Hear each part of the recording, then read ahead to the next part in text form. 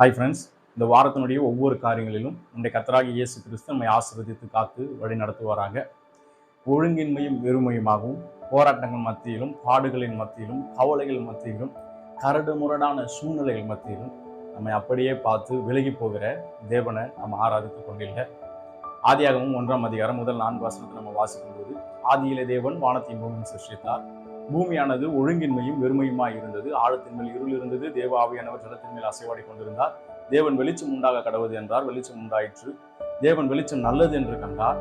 வெளிச்சத்தையும் இருளையும் தேவன் வெவ்வேறாக பிரித்தார் என்று சொல்லி அந்த வசனங்கள் நமக்கு தெளிவாக சொல்வதை நம்ம பார்க்கிறோம்.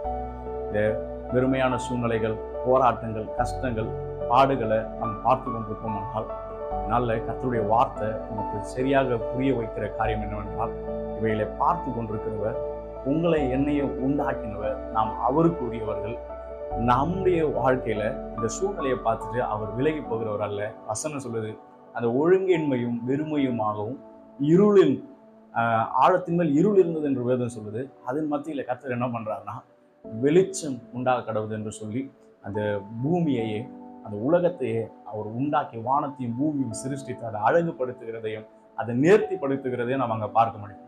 இந்த நாளில் நம்முடைய வாழ்க்கையும் இப்படிப்பட்ட குறைச்சல், இப்படிப்பட்ட போராட்டம், இப்படிப்பட்ட சூழ்நிலைகள் மத்தியில் வெறுமையுமாக ஒழுங்கின்மையுமாக இருக்கிற இந்த சூழ்நிலையை நீங்கள் கர்த்தரிடத்தில் ஒப்பு கொடுக்கும் பொழுது, வசனம் சொல்லுகிறபடி நம்முடைய வாழ்க்கையில் ஒரு வெளிச்சத்தை உண்டாக்கி அதை மிகவும் அழகாக அவர் மாற்றுவர் வல்லவராக இருக்கிறார். அப்படியே விட்டு போகிற தேவன் அல்ல, அதை நன்மையாக மாற்றுகிறவர் நம்மோடு இருக்கிறார்.